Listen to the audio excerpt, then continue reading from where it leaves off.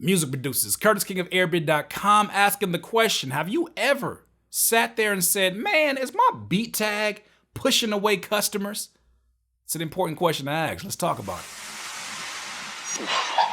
Airbit.com.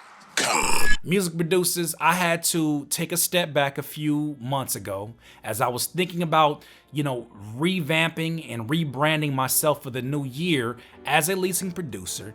I wanted to make sure that I was making the best decisions, not just for my business, but also for my customers. One of the things that came to mind was my producer tag or my producer tags.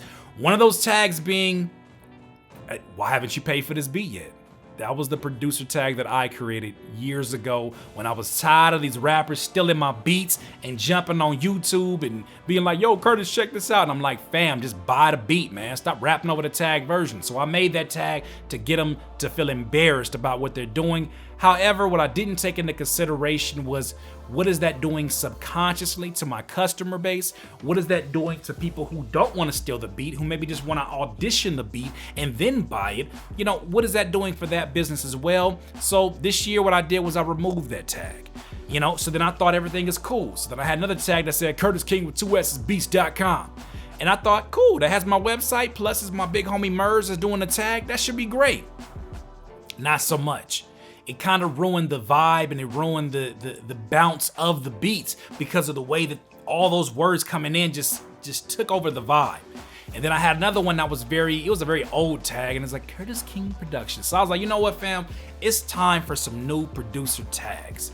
And I looked at a few different services and I finally found one. I actually went with Chelsea Voicetags, and I was happy with that one. They provided, some sound effect ones. They provided some dry vocals. They provided all the ones that I needed. And then what I noticed is that people started asking different questions about the beats.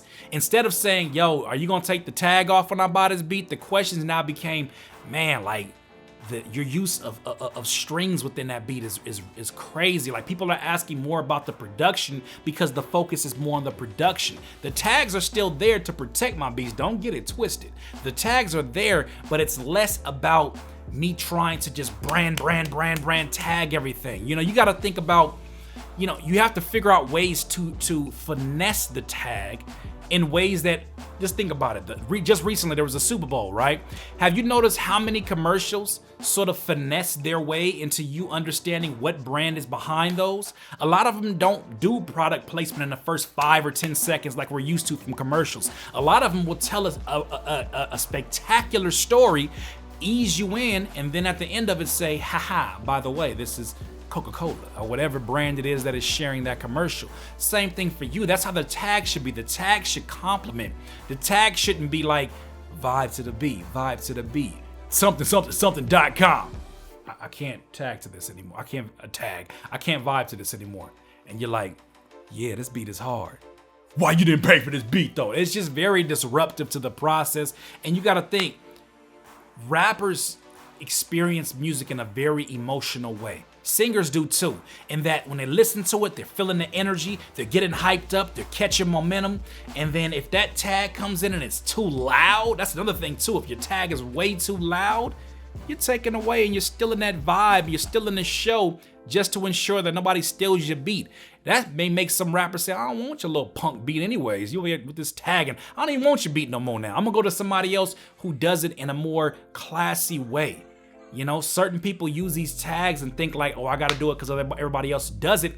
And it is true. It is a watermark for your particular beats, but let it be a watermark and not let it be this entirely contradictory and conflicting sound that is just disrupting the flow of your beats. Let people enjoy your beats. Let your potential customers enjoy your beats. Can you imagine if you went to go shopping for one of your favorite pair of sneakers and they put a bunch of like yellow warning tape around the sneakers and it was like, yo, I just wanted to hold it and see how light it is and try it on. Nah, you gotta buy that first, fam, before you do that. That's what we sound like sometimes, and that's what I've sounded like in the past. Well, it's time for a change. It's time for a change. Check your producer tags and just double check to make sure that they are not turning your customers away. Music producers, do you have any tips when it comes to producer tags? Things that have worked with you, things that have not worked for you? Please share those in the comments below. We encourage engagement. Once again, this is Curtis King of Airbit.com. Have a good one. Airbit.com. Music producers, don't forget to subscribe to the Airbit channel right now.